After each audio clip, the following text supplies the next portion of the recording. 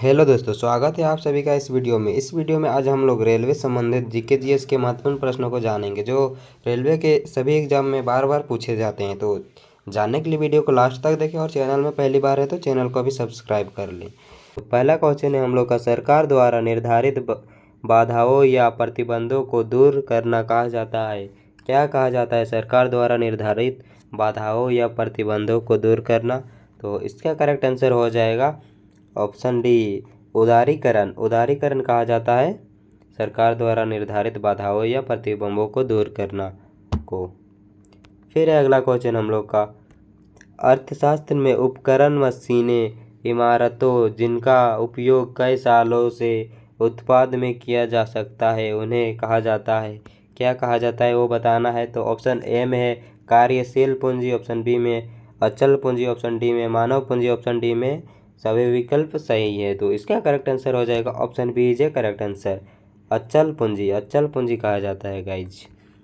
अगला क्वेश्चन है हम लोग का, भारत के मुख्य न्यायाधीश को कौन नियुक्त करता है। भारत का मुख्य न्यायाधीश को कौन नियुक्त करता है बताना है। तो इसका करेक्ट आंसर हो जाएगा हम लोग का 78 का सी, भारत का राष्ट्रपति। भारत का राष्ट्रपति नियुक्त करता है भारत के मुख्य न्यायाधीश को। फिर अगला क्वेश्चन हम लोग का, निम्नलिखित में से कौन दोनों सदनों का आह्वान करता है। तो इसका ऑप्शन नंबर ए में है प्रधानमंत्री, ऑप्शन बी में भारत के मुख्य न्यायाधीश, ऑप्शन सी में सुप्रीम कोर्ट के न्यायाधीश, ऑप्शन डी में राष्ट्रपति। तो इसका करेक्ट आंसर हो जाएगा 79 का ऑप्शन डी, राष्ट्रपति। राष्ट्रपति करता है गाइज। सदनों का आह्वान कौन करता है? राष्ट्रपति करता है। फिर अगला क्वेश्चन हम लोग का, सारनाथ स्तंभ के ऊपर रखे हुए शेर जिन्हें हम अपने नोटों पर देखते हैं वास्तव में किस पदार्थ पर नकाशित है। तो इसका ऑप्शन है कांच, ऑप्शन बी है पत्थर, ऑप्शन सी है लोहा, ऑप्शन डी में है तांबा। तो इसका करेक्ट आंसर हो जाएगा हम लोग का 80 नंबर का बी, पत्थर कहते हैं। सारनाथ स्तंभ के ऊपर रखे हुए शेर जिन्हें हम अपने नोटों पर देखते हैं वास्तविकता में किस पदार्थ पर नकाशित हैं। तो वो पत्थर पर नकाशित हैं। फिर अगला क्वेश्चन हम लोग का, अपनी माता की ओर से मुगल किसके वंशज थे। अपनी माता जी की ओर से मुगल किसके वंशज थे। तो इसका करेक्ट आंसर हो जाएगा ऑप्शन बी, चंगेज खान के वंशज थे। फिर अगला क्वेश्चन हम लोग का, किस तिथि को उत्तरी गोलार्ध में वर्ष का सबसे लंबा दिन तथा सबसे छोटी रात होती है। तो इसका करेक्ट आंसर हो जाएगा किस तिथि में सबसे बड़ा और सबसे छोटा दिन होता है। तो इसका करेक्ट आंसर हो जाएगा हम लोग का 82 नंबर का ए, 21 जून को। B is a correct answer. फिर अगला क्वेश्चन हम लोग का, भारत की जलवायु के मुख्य तौर पर किस प्रकार का कहा गया है। ऑप्शन ए में सूखा, ऑप्शन सी में शुष्क, ऑप्शन बी में मानसून, ऑप्शन डी में आदर्श। तो इसका करेक्ट आंसर हो जाएगा option B is a correct answer, मानसून कहा गया है। भारत की जलवायु को मुख्य तौर पर मानसून कहा गया है। फिर अगला क्वेश्चन हम लोग का, गैस्ट्रिक जूस का पीएच लगभग क्या होता है। ब्लैंक स्पेस में भरना है। गैस्ट्रिक जूस का पीएच लगभग होता है, इसका करेक्ट आंसर हो जाएगा 1.5 से 3.5 तक। Option A is a correct answer, option A इसका करेक्ट आंसर हो जाएगा। फिर अगला क्वेश्चन हम लोग का, एक नवजात लगभग ब्लैंक स्पेस सांस लेता है। एक नवजात कितने बार सांस लेता है। तो इसका करेक्ट आंसर हो जाएगा 85 का बी, 1 मिनट में 30 से 60 बार सांस लेता है। फिर अगला क्वेश्चन हम लोग का, कार्बन के संयोजन शक्ति क्या है। कार्बन की संयोजन शक्ति क्या है बताना है। तो उसकी है करेक्ट आंसर हो जाएगी 4 है संयोजन शक्ति। फिर अगला क्वेश्चन हम लोग का, एक झील में पानी पर लौह किलो से भरी एक नाव तैर रही है। जब लौह कील हटाई जाती है तो पानी का स्तर क्या हो जाता है। ऊपर उठता है, गिरता है, ज्ञात नहीं किया जा सकता है, स्थिर रहता है। तो इसका करेक्ट आंसर हो जाएगा गिरता है। ऑब्वियसली गिर जाएगा। अगर वहाँ पानी कहीं रखल है और उसमें कोई पदार्थ रखल है, उसको उठा देंगे तो पानी का स्तर नीचे चल जाएगा। तो ये बी जी इसका करेक्ट आंसर हो जाएगा। फिर है अगला क्वेश्चन, एक थर्मामीटर का उपयोग ब्लैंक स्पेस मापने के लिए किया जाता है। क्या मापने के लिए किया जाता है? तो ऑप्शन है उष्मा, ऑप्शन बी में थर्मल अधिष्ठान, ऑप्शन सी में है आग, ऑप्शन डी में है ताप। तो इसका करेक्ट आंसर हो जाएगा हम लोग का ऑप्शन डी, ताप को मापने के लिए थर्मामीटर का यूज करते हैं। फिर है अगला क्वेश्चन हम लोग का, निम्नलिखित में से किसका उपयोग वेब पे देखने के लिए किया जाता है? तो इसका करेक्ट आंसर हो जाएगा option D is a correct answer, browser देखने के लिए किया जाता है, option D is a correct answer. फिर है अगला क्वेश्चन, निम्न में से कौन सा जीवाश्म ईंधन का एक उदाहरण है? बताना है जीवाश्म ईंधन का कौन एक उदाहरण है। तो इसका करेक्ट आंसर हो जाएगा सी, प्राकृतिक गैस जीवाश्म ईंधन का उदाहरण। फिर है अगला क्वेश्चन हम लोग का, कार्बन यौगिक का रसायन शास्त्र ब्लैंक स्पेस नाम से जाना जाता है। किस नाम से जाना जाता है कार्बन यौगिकों को? तो इसका करेक्ट आंसर हो जाएगा ऑप्शन डी, कार्बनिक रसायन के नाम से जाना जाता है। फिर है अगला क्वेश्चन, बड़े मांसाहारी को ब्लैंक स्पेस भी कहा जाता है। क्या कहा जाता है बड़े मांसाहारी को? तो इसका करेक्ट आंसर हो जाएगा ऑप्शन डी, तृतीय उपभोक्ता कहा जाता है। फिर है अगला क्वेश्चन हम लोग का, निम्नलिखित में से कौन जननी सुरक्षा योजना के संबंध में सत्य नहीं है? बताना है कौन सत्य नहीं है जननी सुरक्षा योजना के तहत में। तो इसका करेक्ट आंसर हो जाएगा डी, यह एक केंद्र प्रायोजित योजना नहीं है। यह एक केंद्रीय प्रायोजित योजना नहीं है, ये सत्य नहीं है। फिर है अगला क्वेश्चन हम लोग का, जे केपलर ब्लैंक स्पेस के नियमों की खोज के लिए प्रसिद्ध हैं। कौन प्रसिद्ध है? ऑप्शन ए में है गैसों, ऑप्शन बी में है विद्युत, ऑप्शन सी में ग्रह गति, ऑप्शन डी में चुंबक तत्व। तो इसका करेक्ट आंसर हो जाएगा हम लोग का सी, ग्रह गति is a correct answer, option C is a correct answer. फिर अगला क्वेश्चन, विजेंद्र सिंह किस खेल से संबंधित है? बताना है विजेंद्र सिंह किस खेल से संबंधित है। तो ऑप्शन ए में कुश्ती, ऑप्शन बी में मुक्केबाजी, ऑप्शन सी में क्रिकेट, ऑप्शन डी में शतरंज।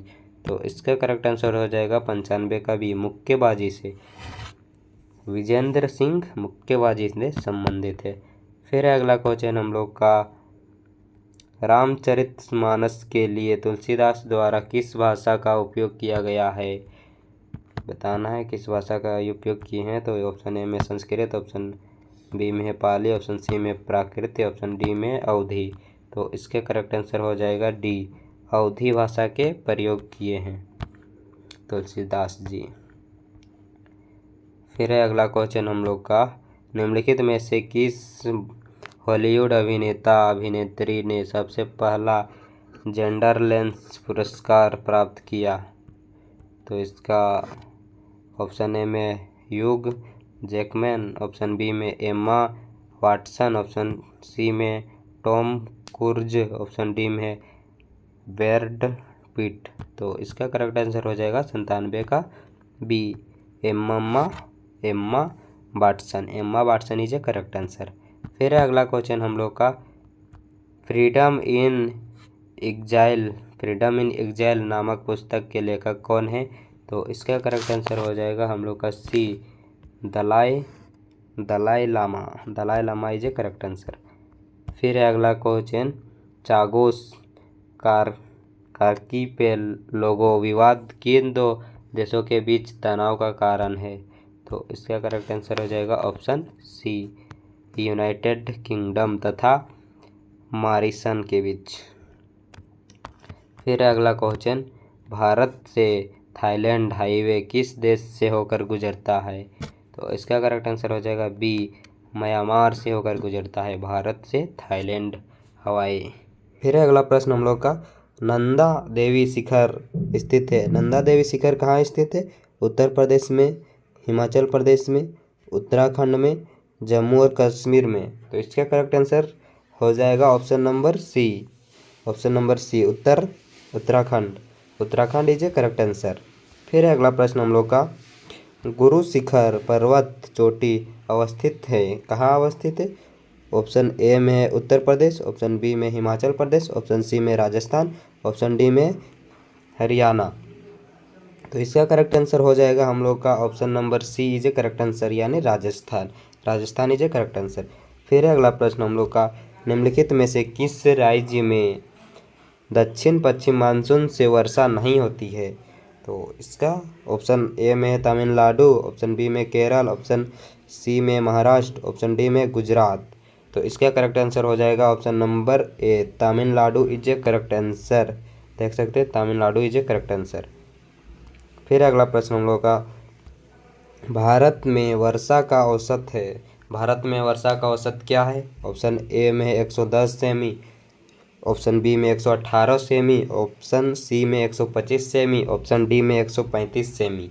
तो इसका करेक्ट आंसर क्या हो जाएगा, बताना है हम लोग को। तो इसका करेक्ट आंसर हो जाएगा 5 का बी, 118 सेमी इज ए करेक्ट आंसर। फिर अगला प्रश्न हम लोग का, अमृतसर की अपेक्षा निम्न अक्षांश पर स्थित होने के बावजूद शिमला अधिक ठंडा है क्योंकि? ऑप्शन ए में यह उच्च तुंगता पर है, ऑप्शन बी यह समुद्र स्तर से ऊपर है, ऑप्शन सी वायुमंडल में अधिक ओजोन है, ऑप्शन डी यह विशेष रूप से बर्फ भारी है। तो इसका करेक्ट आंसर हो जाएगा हम लोग का 6 नंबर का ए इज ए करेक्ट आंसर। यह उच्च तुनंगता पर है, option A is a correct answer. फिर अगला प्रश्न हम लोग का, इंदिरा गांधी नहर निकलती है, बताना इंदिरा गांधी नहर कहाँ से निकलती है? ऑप्शन ए में रूपड, ऑप्शन बी में भाखड़ा, ऑप्शन सी में हरिके बांध से, ऑप्शन डी में है गंगा सागर से। तो इसका करेक्ट आंसर हो जाएगा ऑप्शन नंबर सी, हरिके बांध से। हरिके बांध is a correct answer, option number C is a correct answer. फिर अगला प्रश्न हम लोग का, कृष्ण नदी का उद्गम स्थल किसके समीप है? बताना है कृष्ण नदी का उद्गम स्थल किसके समीप है? ऑप्शन ए में है कालाघाट, ऑप्शन बी में है महाबलेश्वर, ऑप्शन सी में है अमरनाथ, ऑप्शन डी में है तुला क्षेत्र। तो इसका करेक्ट आंसर हो जाएगा हम लोग का option number B is a correct answer, यानी Mahabaleshwar is a correct answer. फिर अगला प्रश्न हम लोग का, अगला प्रश्न है, तवा किसकी सहायक नदी है? बताना है तवा किसकी सहायक नदी है? ऑप्शन ए में गोदावरी, ऑप्शन बी में कृष्णा, ऑप्शन सी में नर्मदा, ऑप्शन डी में यमुना। तो इसका करेक्ट आंसर हो जाएगा हम लोग का Narmada, option C is a correct answer. फिर अगला प्रश्न हम लोग का, गंगा एवं ब्रह्मपुत्र की संयुक्त जलधारा किस नाम से जानी जाती है? बताना है गंगा और ब्रह्मपुत्र नदी की जो संयुक्त धारा है वो किस नाम से जानी जाती है? तो ऑप्शन ए में है गंगाधर, ऑप्शन बी में यमुनाधर, ऑप्शन सी में सरस्वती, ऑप्शन डी में है मेघना। तो इसका करेक्ट आंसर हो जाएगा मेघना, option D is a correct answer. फिर अगला प्रश्न हम लोग का, देख सकते हैं काफ़ी इंपॉर्टेंट क्वेश्चन है जो आरआरबी आरपीएफ ये सब में बार बार पूछा जाता है। तो आप लोग अच्छे से देखते जाइएगा और चैनल में पहली बार होंगे तो चैनल को भी सब्सक्राइब कर लीजिएगा अगर थोड़ा सा भी हेल्पफुल लगा होगा वीडियो तो। फिर अगला प्रश्न हम लोग का, भारत की लवन नदी के नाम से जानी जाती है? भारत की लवन नदी के नाम से जानी जाती है कौन? ऑप्शन ए में सतलज, ऑप्शन बी में यमुना, ऑप्शन सी में गोदावरी, ऑप्शन डी में लूनी। तो इसका करेक्ट आंसर क्या हो जाएगा? इसका करेक्ट आंसर हो जाएगा option number D, Luni is a correct answer. फिर अगला प्रश्न हम लोग का, गंगा नदी को बांग्लादेश में किस नाम से जाना जाता है? बताना है गंगा नदी को बांग्लादेश में किस नाम से जाना जाता है? ऑप्शन ए में है पद्मा, ऑप्शन बी में है यमुना, ऑप्शन सी में है होगली, ऑप्शन डी में ब्रह्मपुत्र। तो इसका करेक्ट आंसर हो जाएगा हम लोग का Padma, option A is a correct answer, Padma is a correct answer. फिर अगला प्रश्न, इंदौर के समीप स्थित जनापाव पहाड़ी स्रोत है? बताना है इसके करेक्ट आंसर क्या हो जाएगा? ऑप्शन ए में यमुना, ऑप्शन बी में गंगा, ऑप्शन सी में चंबल नदी का, ऑप्शन डी में ब्रह्मपुत्र। तो इसका करेक्ट आंसर हो जाएगा हम लोग का चंबल नदी का, option C is a correct answer. फिर अगला प्रश्न, अंडमान निकोबार द्वीप समूह कहाँ स्थित है? बताना है अंडमान निकोबार द्वीप समूह कहाँ स्थित है? बंगाल की खाड़ी में, दूसरा अरब सागर में, सी भूमध्य अक्षांश पर, ऑप्शन डी मालदीव के पास। तो इसका करेक्ट आंसर हो जाएगा हम लोग का 14 नंबर का ए, बंगाल की खाड़ी। बंगाल की खाड़ी में है अंडमान निकोबार। फिर अगला प्रश्न, भारत के किस राज्य में उसके क्षेत्र का अधिकतम प्रतिशत क्षेत्र वनाच्छादित है? ऑप्शन ए में मिजोरम, ऑप्शन बी में असम, ऑप्शन सी में उत्तराखंड, ऑप्शन डी में उत्तर प्रदेश। तो इसका राइट आंसर हो जाएगा हम लोग का 15 नंबर का Mizoram, option A is a correct answer. फिर अगला प्रश्न, निकोबार द्वीप का दूसरा नाम क्या है? बताना है निकोबार द्वीप का दूसरा नाम क्या है? ऑप्शन ए में इंदिरा पॉइंट, ऑप्शन बी में पिगमेलियन पॉइंट, ऑप्शन सी में है निकोबार ट्रायंगल, ऑप्शन डी में लूनी पॉइंट। तो इसका करेक्ट आंसर हो जाएगा हम लोग का option number B, Pygmalion point is a correct answer. फिर अगला प्रश्न, लक्षद्वीप समूह कहाँ है? बताना है लक्षद्वीप समूह कहाँ है? ऑप्शन ए में बंगाल की खाड़ी, ऑप्शन बी में अरब सागर में, ऑप्शन सी में बॉय ऑफ बंगाल में, ऑप्शन डी में भूमध्य अक्षांश पर। तो इसका राइट आंसर हो जाएगा हम लोग का अरब सागर में, option B is a correct answer. Lakshadweep समूह अरब सागर में है। फिर अगला प्रश्न, देश के कुल कोयला उत्पादन में झारखंड की भागीदारी है? झारखंड के कितना परसेंट कोयला देता है पूरा देश को? तो ऑप्शन ए में 20%, ऑप्शन बी में ऑप्शन सी में 40%, ऑप्शन बी में 30%, ऑप्शन डी में 50%। तो इसका राइट आंसर हो जाएगा हम लोग का 40%, option C is a correct answer है। पूरा देश को झारखंड अकेले 40% कोयला देता है। फिर अगला प्रश्न हम लोग का, निम्नलिखित में से किस खनिज को भारत आत्मनिर्भर नहीं है? ऑप्शन ए में लौह, ऑप्शन बी में सोना, ऑप्शन सी में तांबा, ऑप्शन डी में स्वर्ण। तो इसका करेक्ट आंसर हो जाएगा हम लोग का ऑप्शन नंबर सी, तांबा इज ए करेक्ट आंसर। फिर अगला प्रश्न, झारखंड में कोयला की खानें स्थित है? झरिया में, रांची में, हजारीबाग में, धनबाद में। तो इसका करेक्ट आंसर हो जाएगा झरिया में, option A is a correct answer. Jharia में कोयला की खानें स्थित है झारखंड में। फिर अगला प्रश्न हम लोग का, निम्न में से कौन सा स्थान कॉपर खनन से संबंधित है? ऑप्शन ए में है खेतड़ी, ऑप्शन बी में सोमनाथ, ऑप्शन सी में कुतुब मीनार, ऑप्शन डी में रानी का वाव। तो इसका करेक्ट आंसर हो जाएगा Khetri, option A is a correct answer. फिर अगला प्रश्न, केंद्र सरकार द्वारा नई वन नीति की घोषणा किस वर्ष की गई? ऑप्शन ए में 1972 में, ऑप्शन बी में है 1988, ऑप्शन सी में 1995, ऑप्शन डी में 2005। तो इसका करेक्ट आंसर हो जाएगा 1988, option B is a correct answer. फिर अगला प्रश्न हम लोग का, भारतीय वन सर्वेक्षण विभाग की स्थापना कब की गई थी? बताना है कब की गई थी। तो ऑप्शन ए में 1961, ऑप्शन बी में 1971, ऑप्शन सी में 1981, ऑप्शन डी में 1991। तो इसका करेक्ट आंसर हो जाएगा 1981, option C is a correct answer. फिर अगला प्रश्न, अरावली का उच्चतम शिखर है?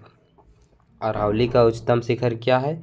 ऑप्शन ए में है गुरु शिखर, ऑप्शन बी में माउंट अबू, ऑप्शन सी में अंबाजी, ऑप्शन डी में गिरनार। तो इसका करेक्ट आंसर हो जाएगा Guru Shikhar, option A is a correct answer. Aravali का उच्चतम शिखर है गुरु शिखर। फिर अगला प्रश्न, अवस्थित पर्वत शिखर नहीं है?